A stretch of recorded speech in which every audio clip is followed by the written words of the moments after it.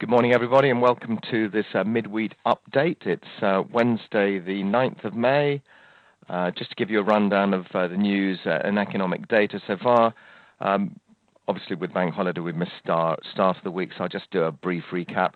Really, the main thrust of the data this week, notwithstanding all the issues in Greece, which tend to overtake on everything, but the actual scheduled data, the most important data that's probably come out so far this week is from Germany. Industrial production there was significantly higher than expected. This came out on Tuesday, 11 o'clock.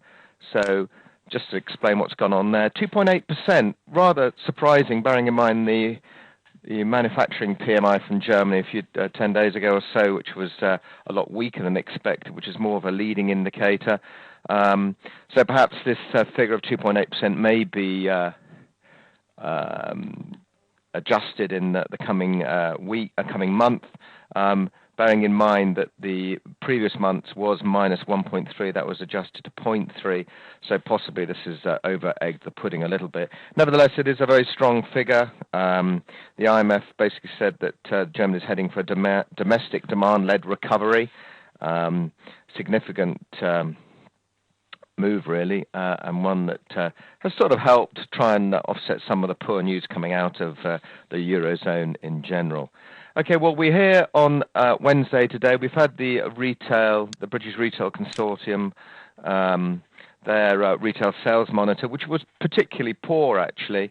I think it seems that the unseasonably wet weather, or record wet April, combined with well below average temperatures, has had quite an effect on the sale of food, certainly big ticket items as well. That seems to have affected retail sales there. So a little bit of a drag. That's not helping retailers at all either.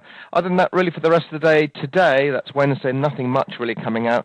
Crude oil inventories, for those of you who are crude traders, the weekly storage data there.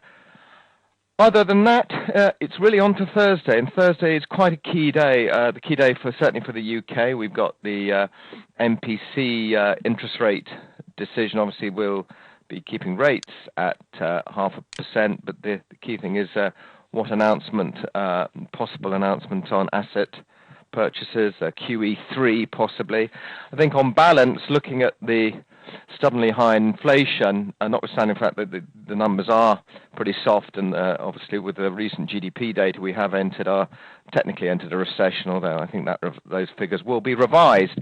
Nevertheless, it will be interesting to see at midday tomorrow what the news is. Please, if you are trading FTSE, gilts, any sterling cross, it will have a dramatic impact on the prices, so please be very careful at midday. As I say, on balance, we expect there will be no change in the QE, and obviously rates will be kept on hold. Before that, we will have a further idea, because earlier on we've got the manufacturing production data from the UK, which is expected to come out at a slight improvement at plus 0.4%. But really the key event, as I say, will be the interest rate news at midday. After that, we have two important bits of data, actually. The trade balance in the US, which is expected to worsen as oil imports pick up again. We're expecting a figure of minus 49.6 billion. And also unemployment claims. Obviously following the rather disappointing non-farm payroll figure last Friday, the unemployment claims will be watched closely. Rather curiously, that data seems to have been improving over the last couple of weeks. So odd, bearing in mind the non-farm payroll number, but maybe that could lead to a slight improvement in the non-farm payroll due at the beginning of June.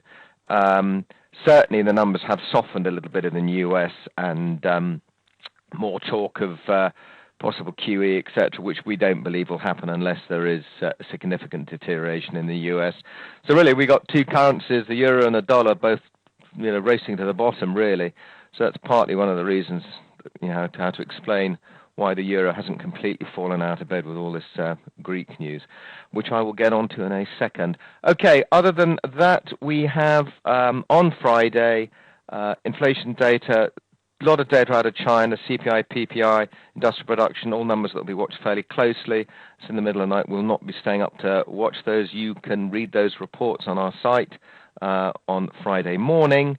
We also have PPI in the UK, which is important. Looking for a softer number of -0.8%, which will be well received. Other than that, we've got PPI in the States, core PPI. That comes out at 1:30. And then we have the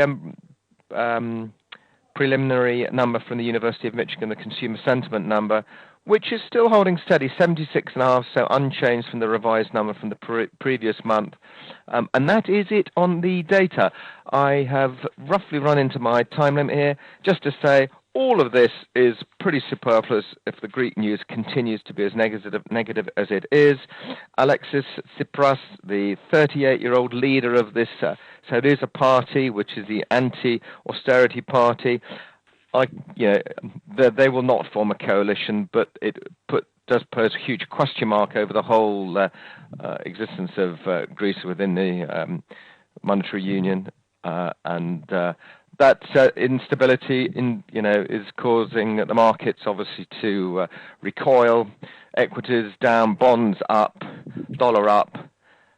Usual sort of reaction. As I say, we can't say when these announcements happen, but it's very likely that Greece will have to have another election in June, and it's just more of the unknown. And as traders, we don't like that. So possibly more further strength in the dollar, further weakness in dollar-based commodities, certainly gold and silver, with gold plumbing the depths. Quite a dramatic move, possibly 1577, maybe 1542 on the cards here, but very oversold just at the moment. Anyway, thanks very much for listening. Good luck with your trading, and we'll be back on message again on Monday morning. Thanks very much.